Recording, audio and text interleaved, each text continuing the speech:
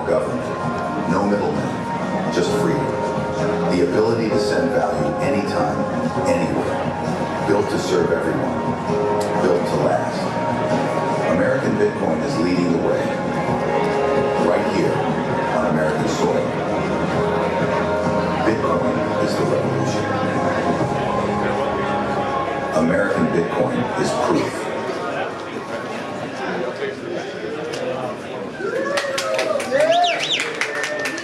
All right. Wow, what a crowd. Oh my God. I didn't believe there was going to be this many people. They're here. Great. So we're happy to be here today as one of our keynote panelists are coming up. As you can see, they're doing some amazing things. They're going to be coming on stage to talk about what they're doing in the US with all the Bitcoin and everything we do in this industry. So without further ado, I'd like to start calling up some of our panelists. From Impact Theory, we have Tom Bilyeu. We have Asher Ganoub, the CEO of Hut8, Mike Ho, the CEO of American Bitcoin, and the Chief Strategist Officer and co-founder of American Bitcoin, Eric Trump.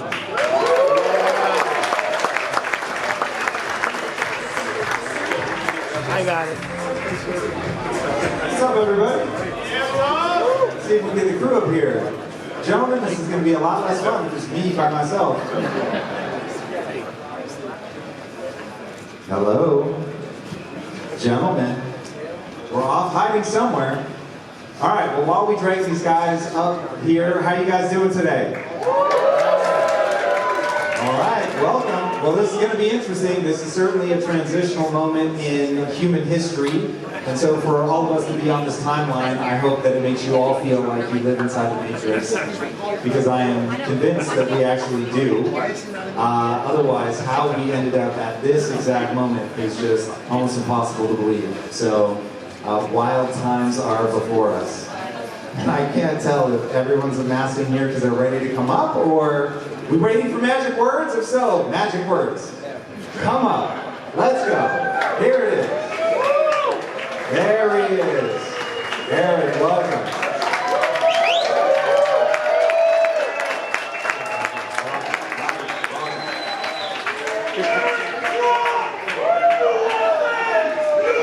Hey, USA, USA, USA, USA.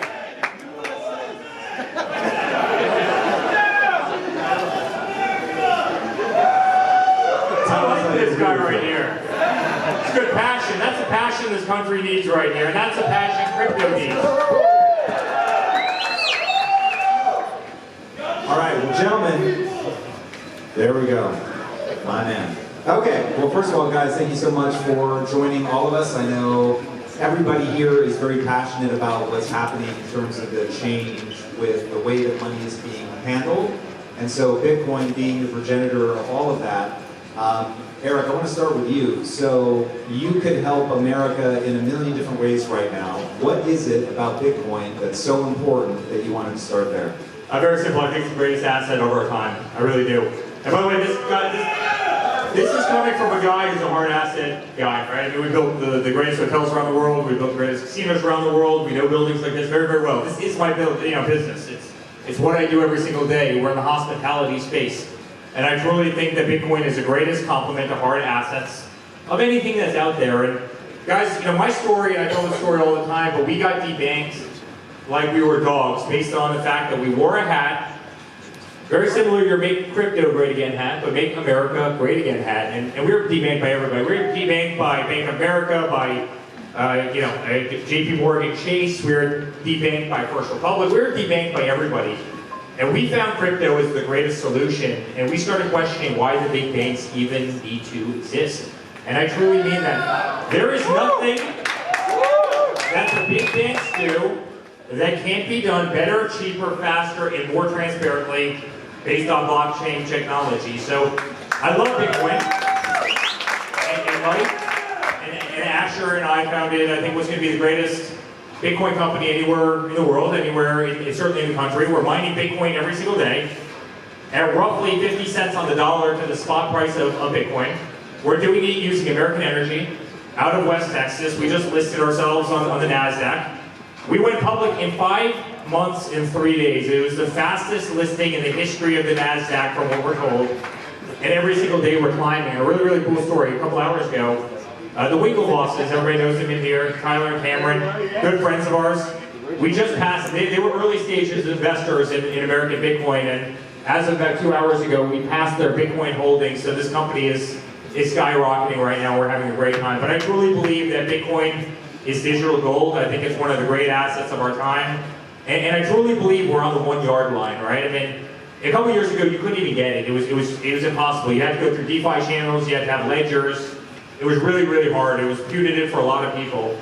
Every single day, there's another way to get it, whether it's Fidelity or Schwab or 401ks or IRAs or ETFs or buying exposure through companies like ours that mine it and obviously purchase it every single day, or the MicroStrategies of the world, etc. For the first time, people who are in the equity markets can buy into Bitcoin and they can buy into cryptocurrencies in a way that they would never have been willing to do before. And I think that's an amazing thing for our industry. I think it's an amazing thing for Bitcoin. And frankly, I think it's an amazing thing for the world. So guys, I'm all in. We're all, the Trump family is all freaking in on cryptocurrency. And by the way, America is going to lead the way in terms of crypto. China would have, the Middle East would have, America is going to lead the way in the financial revolution.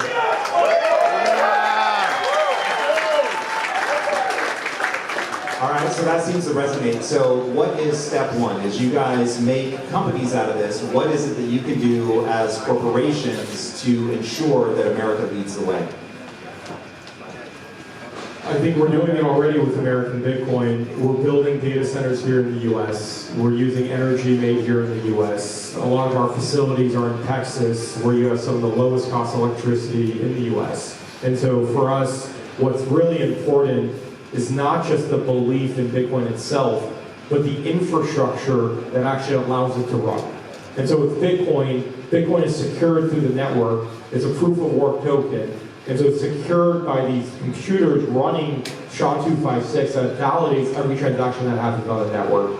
And we want that compute to be here in the US. We want that compute to be stored here so that we don't have it in just places like China or other areas. And so for us with American Bitcoin, it's really important that we continue to build and expand compute here and strategic to the overall macro and worldwide adoption of Bitcoin as well. And we're supporting American companies. We use American custody, we use American platforms. As America holds its leadership in crypto, that's where you become a platform and the rest of the world comes to you. And you dictate terms. You're a maker, not a taker. With our KYC and AML, FATF is leading the travel lanes globally. Other companies, other countries are adopting our policies and our regulations. People come to buy American ETFs. BlackRock's IBIT, $100 billion. That's not all from American buyers, that's international buyers. Mubadala, UAE sovereign, spent $400 million buying a US ETF product. When you're the leader, everyone comes to you. And so there's a couple things. One, on the hash rate, we already control here in the US about 40 to 50% of the hash rate. What do you guys consider the magic number? Is it 100%? Is it you want it to be distributed in some amount around the world? What's the sweet spot? No, I think that's a good range today. Obviously, hash rate continues to come online around the world. You don't want a single country owning 100%. That takes away from the decentralized aspect of Bitcoin. And so having a large portion of the network here, so we know that there aren't foreign actors that have over 51% and they can have an attack onto the network. And so it's important to have scale here, but it's also important for it to be decentralized across the world so people continue to trust this decentralized asset. How important is regulation going to be to other countries trusting a company like American BTC? Is that part of the strategy of why other countries would want to partner with somebody like you versus somebody else? Well, the beauty of American Bitcoin is we're a public company. We have to adhere to public standards. We are PCAOB, we're audited, we're Sarbanes-Oxley, we're SOC 2 compliance, we have proof of reserves, everything is audited. You don't have to take our word. It's all audited and with proof of reserves. And by the way, that's where America's leading the way right now. I mean, we had an incompetent president 9 months ago in this country, right? I mean, anybody who believed in cryptocurrency, they'd throw them in jail. I mean, they were debanking everybody. I was getting debanked because we wore a hat that said "Make America Great Again." These guys were being debanked because they believed in the future of finance, right? All by a corrupt administration. Now all of a sudden we have an administration in this country that actually wanted to set the guardrails for what crypto was, and what it is, and how it's going to function. And the beauty of that is everybody is adopting the American standard. The American standards have been, no one wanted to go first.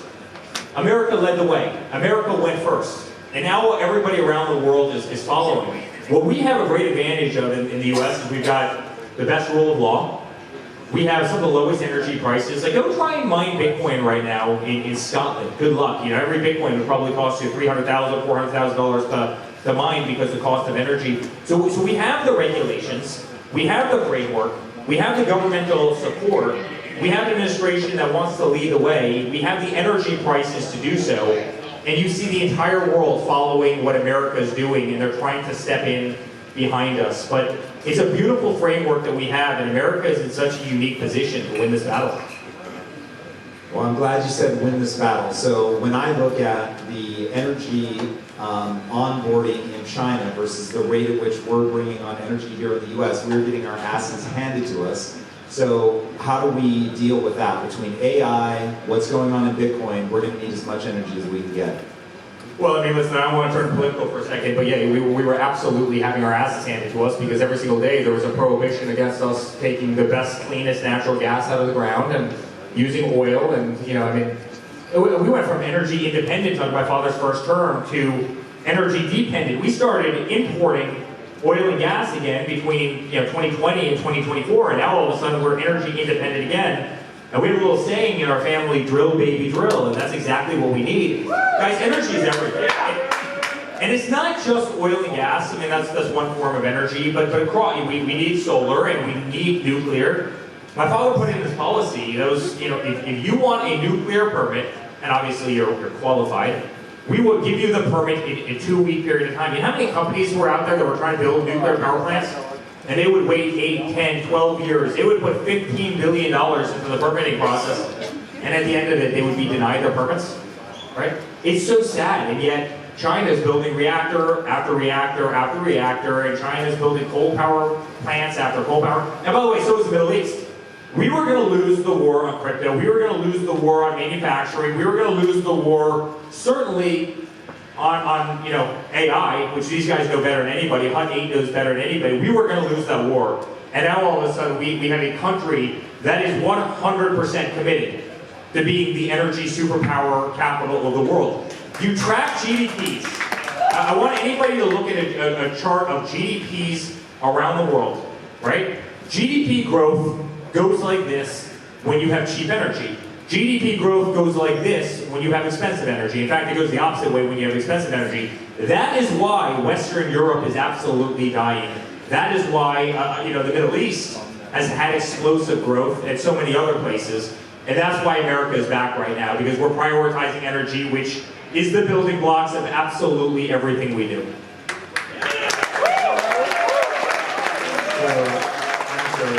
So Eric was just saying that you guys know AI better than anybody. How does AI fit into the pipeline of what you guys are doing? And if you don't mind, give a quick breakdown of why HUD 8 wanted to get together with American BTC.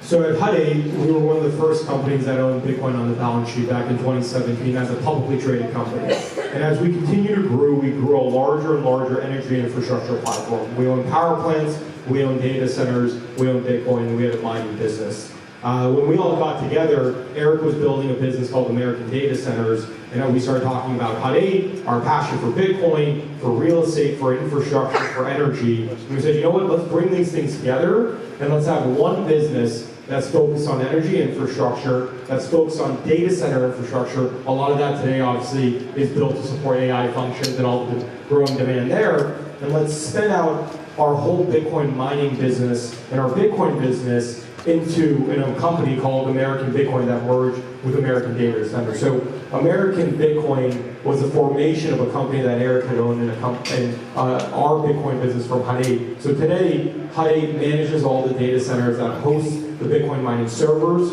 We run the energy infrastructure, the data center infrastructure. We're heavily focused on AI and AI growth within the US today. We have a lot of campuses that we're building within that sector. And so we have two publicly traded companies now on the NASDAQ. HUD 8, which is long energy, and American Bitcoin, which is long Bitcoin. Okay, but what are you using the AI for specifically? The AI is being used by all the AI labs you can think of today. So we actually, the customers of those data centers are the largest customers and tech companies in the world that are running these So platforms. basically it's a pure infrastructure play. That's right. So if I were going to map what you guys do, you're good at infrastructure, making sure the stuff is there. That's where you guys found them. Hey, we have everything that we need. Needs really tight, efficient infrastructure. Let's partner up. That's right, exactly. And that's why, if you look at the last quarter, our first quarter financials came out from American Bitcoin. And if you think about it, we started the company April 1st of this year. This last quarter, in a 3-month period, we had over $60 million of revenue at about a 56% gross profit margin. That's not too bad for a company that's less than a year old. And so growing extremely, extremely quickly. Bitcoin per share is growing. Our underlying economics are strong. And so right now it's continuing to work on those fundamentals and continue to grow Bitcoin per share for our shareholders of the company. Eric, you said that you think of Bitcoin as digital gold. How do you want to see the average American citizen or world citizen using Bitcoin? Well, you know what's amazing, guys? You know, Bitcoin is such a great asset in America, but it's actually even a better asset in a certain way for people outside of America. And think if you live in one of these countries. Think if you live in Zimbabwe, where you have massive inflation, right? You have a crap currency. You have a currency that's been, you know, inflating effectively 1,000%, you know, over the course of a long time. You get your paycheck. That paycheck the next day is gone. Inflation just robbed you of the money you had worked. Congratulations, you use your smartphone, you go in, you buy Bitcoin. Right? Isn't that what you would do if you had a currency that wasn't stable? And you have that all over the world. Look at Argentina before Millie. You had the same thing. You had 60, 80, 100% inflation year over year. Would you like to have your money disappear on you, or would you like to take your money, put it into an asset that's historically growing on average of roughly 70% a year over year over the last 10 years, and have that asset grow, as opposed to having your money just disintegrate from under you? That's the financial freedom that Bitcoin gives. Now, I don't think there's any asset class in America that's outperformed Bitcoin. I just go back over the last decade. Name an asset class that's even come close to the performance of Bitcoin, and you won't mind it. And I believe we're in the infancy for all the reasons I said before. You know, most specifically, the fact that, first of all, people understand crypto more than ever. You know, people are probably less trusting of governments around the world right now than they've ever been before. You know, and people actually have a way to buy cryptocurrency for the first time that's, you know, not hard to do, that doesn't put up roadblocks, that doesn't take computer scientists in order to figure out, right? So, you know, you have an asset class that's really more accessible to anybody. But if you look at Bitcoin around the world, I would argue that it's actually financial freedom to hundreds and hundreds and hundreds of millions, many billions of people around the world who live in countries where you can't trust your government, you can't trust your banking system, you have a currency that's, you know, destabilized, it hasn't been a great store of value. You have fraud, you have waste, you have abuse, you have theft, you have financial institutions that want to have their fingers in the honey jar every single day. Bitcoin solves all of that, right? I mean, Bitcoin is worldwide, it's 24/7, you know, it's protected by unthinkable amounts of power, it's decentralized, it can't be stolen, it can't be robbed, it can't be confiscated, it can't be inflated. In fact, in a certain way, it's a deflationary asset. It's capped. You know, Asher and I use this example all the time, but you know, if gold ever went to $50,000 an ounce, we'd probably break down this building. We would mine the gold out of the columns in this building because there's a little flakes in concrete. You'd find a way to find more gold. You would go deeper. You would mine in, you know, less advantageous, you know, more expensive areas to mine because the price went up. So guess what? You know, your supply would go up. That can't happen with Bitcoin. You have 21 million. There will never be. You actually have a little bit less because some has been lost over the years, but you'll never have 21 million in one. And it's the only asset that you can save that in. You know, if gold ever went to $50,000 an ounce, Elon would fly spaceships to some planet, and he would find damn gold, and he would bring it back, and there's plenty of it in the universe, right? He would bring that back. Bitcoin, there will always be 21 million, and that's my friend again, I love him very much. The greatest spirit in South Florida right there. Love you, buddy. All right, so Mike, one challenge to that would be you've got quantum on the horizon. I think people are right to look at that and say, at what point does this become a problem? What do you think the Bitcoin community needs to do in order to have a strategy for a post-quantum world? Well, the Bitcoin community is agile, and there's been a ton of great progress on quantum. But if I were to just draw some numbers to quantum, where we are compared to where we need to go before quantum can be used for applications, today we're probably at about 100 qubits. Before we can use quantum computing for applications to break encryption, it's often said that we have to accelerate to about 1 million qubits. And it took us about a decade, 2 decades to go from 10 qubits to 100. Obviously this is exponential, but we're still years away before we're hitting that 1 million qubit mark. Okay, so right now it's purely it's a tomorrow problem. Do you